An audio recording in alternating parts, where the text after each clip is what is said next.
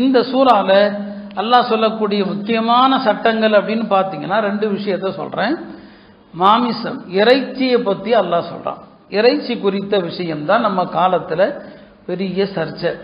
அதுலேயும் இந்த மதவாதிகள் ஹலால் உணவு அப்படிங்கிறதையெல்லாம் ஒரு பெரிய பிரச்சனையாக்கிறத நம்ம நாட்டில் தொடர்ந்து நம்ம பார்க்குறோம். மாட்டுக்கறியை பிரச்சனையாக்கிறத நம்ம பார்க்குறோம்.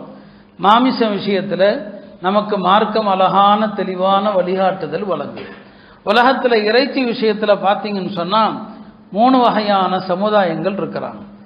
ஒரு கூட்டம் கட்டுப்பாடு இல்லாமல் எல்லா இறைச்சியும் சாப்பிடக்கூடியவர்கள், பன்றியிலிருந்து எல்லா இறைச்சியும் சாப்பிடுகிற ஒரு கூட்டம் உலகத்தில் இருக்குது. இன்னொரு கூட்டம் அறவே மாமிச உணவு என்பது கூடாது, மாமிச உணவு என்பது தவறு அப்படின்னு சொல்லக்கூடிய ஒரு கூட்டம். அது சில மதங்கள் அதை ஆதரிக்குது. நம்முடைய மார்க்கம் மாமிச வகை விஷயத்தில் தெளிவான வழிகாட்டுதல் தருது. எல்லா மாமிசங்களும் அனுமதிக்கப்படலை. ஏன்னா மனிதன் உண்ணக்கூடிய உணவு இருக்கிறது அவனுடைய குணங்களில் பழக்க வழக்கங்களில் ஒரு தாக்கத்தை ஏற்படுத்தும். அதில் மாமிசம் பெரிய தாக்கத்தை ஏற்படுத்தும். அதனால் அல்லாஹ்தாலா எல்லா மாமிசங்களையும் அனுமதிக்கலை. சில குறிப்பிட்ட உயிரினங்களை அல்லாஹ் அனுமதிக்கிறான். அப்படி அனுமதிக்கப்பட்ட அந்த விலங்குகளில் கூட அதை எப்படி அறுத்து சாப்பிட்டா, எப்படி அறுத்தா கூடும், எப்படி அறுத்தா ஹலால் அப்படிங்கிறதையும் அல்லாஹ் சொல்கிறான். சுருக்கமாக சொல்வதாக இருந்தால் 3 விஷயங்கள். ஒரு இறைச்சி சாப்பிட்றதுக்கு முன்னால் 3 விஷயங்களை உறுதிப்படுத்திட்டு தான் சாப்பிடணும். முதலாவது, அந்த இறைச்சி உண்ண அனுமதிக்கப்பட்ட விலங்கினுடைய இறைச்சியான்னு தெரியணும். ரெண்டாவது, அப்படி உண்ண அனுமதிக்கப்பட்ட இறைச்சியாக இருந்தாலும் அது அல்லாஹ் சொல்கிற முறைப்படி அறுக்கப்பட்டதான்னு தெரியணும். அல்லாஹ் சொல்கிற முறை இருக்கு இல்லையா, மார்க்க முறைப்படி அறுக்கப்பட்டதான்னு தெரியணும். இது ரெண்டாவது விஷயம். மூணாவது விஷயம், அனுமதிக்கப்பட்ட விலங்குகளிலும் கூட எல்லா உறுப்பும் சாப்பிடக்கூடாது. மாடு இருக்குது, ஆட்டு மாட்டில் உள்ள இறைச்சி சாப்பிடலாம், எல்லாமே சாப்பிடலாமா? இல்லை, அதுலேயும் சில உறுப்புகள் கூடாது. ஹராமான மக்ரூஹான சில 7 உறுப்புகள் இருக்குது. விதை சாப்பிடக்கூடாது, சிறுநீரக பைய சாப்பிடக்கூடாது, ஒரு 7 உறுப்புகள். இந்த 7 உறுப்புகள் கூடாது. ரத்தம் என்னங்க கூடாது, அதை மாற்றாருக்கு விற்கிறதும் கூடாது. அப்போ 3 விஷயங்கள். அனுமதிக்கப்பட்ட விலங்கான்னு தெரியணும், முறைப்படி அறுக்கப்பட்டதான்னு தெரியணும், எந்த உறுப்பு சாப்பிடக்கூடாது. இதை தெரிந்து தான் ஒரு முஸ்லீம் ஒரு இறைச்சியை உண்பதற்கு மேற்கொள்ளணும். இறைச்சி விஷயத்தில் எது ஹலால் எது ஹராம், உலமாக்கள் அதற்கு சில அடிப்படைகளை சொல்லுவாங்க.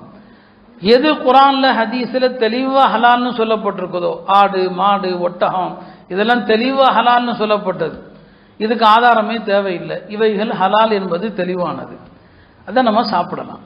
எது தெளிவாக ஹராம்னு சொல்லப்பட்டிருக்குதோ, பண்டு இறைச்சி ஹராம், இன்றைக்கு ஓதப்பட்டதில் வருது, தானாக செத்து போனவை ஹராம். எது குர்ஆன் ஹதீஸில் தெளிவாக ஹராம்னு சொல்லப்பட்டிருக்குதோ அதை நம்ம நெருங்கக்கூடாது, அது அறவே நமக்கு ஜாயிஸ் இல்லை. இதெல்லாம சில விலங்குகள் குர்ஆன் ஹதீஸில் பெயர் சொல்லி வராது, இது ஹலால் ஹராம்னு வராது. மார்க்கத்தில் சில அடிப்படைகள் சொல்லப்பட்டிருக்கும். தரையில் வாழக்கூடிய விலங்குகளில் கோரைப்பல் எதுக்கெல்லாம் இருக்குதோ அதை சாப்பிடக்கூடாது.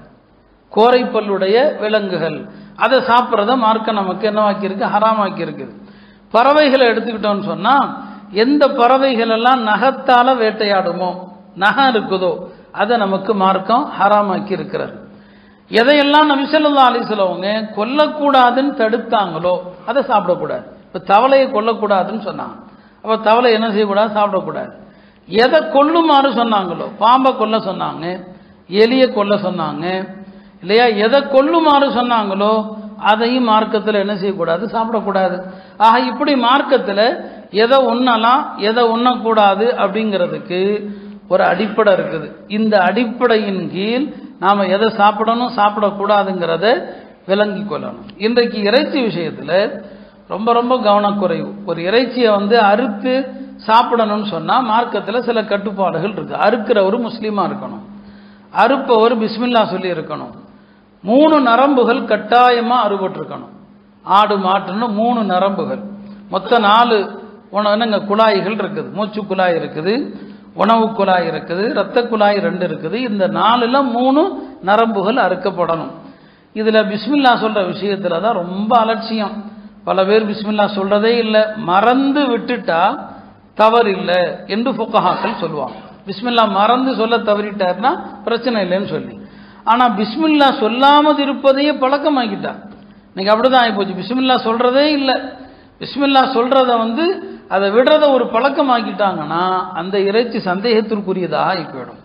அதனால எப்போதுமே முஸ்லிம்கள் வாழக்கூடிய பகுதியில் இந்த இறைச்சி கடை வச்சிருக்கிறவங்களுக்கு அவ்வப்போது ஒரு தெளிவு மார்க்க சட்டம் சொல்லிக்கிட்டே இருக்கணும். அறுக்கிற விஷயத்தில் என்னென்ன விஷயங்களை பேணணும், பிஸ்மில்லா சொல்கிற விஷயத்தில் என்ன. பல இடங்களில் நம்ம பார்க்கலாம், மொத்தமாக ஆடுகள் அறுக்கிற இடத்துல அவர் கத்தியை வச்சுக்கிட்டு ஒரு பக்கம் அறுத்துக்கிட்டு இருப்பார், இன்னொரு பக்கம் யாரையாவது திட்டிகிட்டே இருப்பார். அதை எட்ரா இதை எட்ரா வேணுக்குன்னே தான் அவன் பிஸ்மில்லா சொல்லாமல் இருக்கிறான்.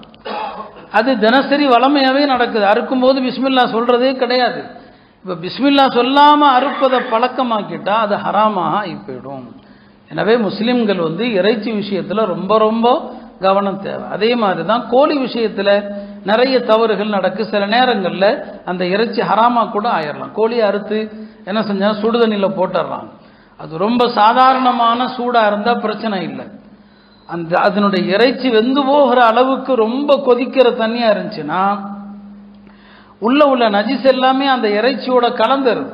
இப்போ அந்த இறைச்சி ஹராமாக ஆகிடும். இந்த மாதிரி இறைச்சி விஷயத்தில் மார்க்கம் தெளிவான வழிகாட்டுதல் வழங்கி இந்த முறைக்குட்பட்டு அறுக்கப்பட்டால் மட்டும்தான் அது ஹலாலான இறைச்சி, இல்லைன்னா அது ஹலால் கிடையாது என்று மார்க்கம் சொல்லுது.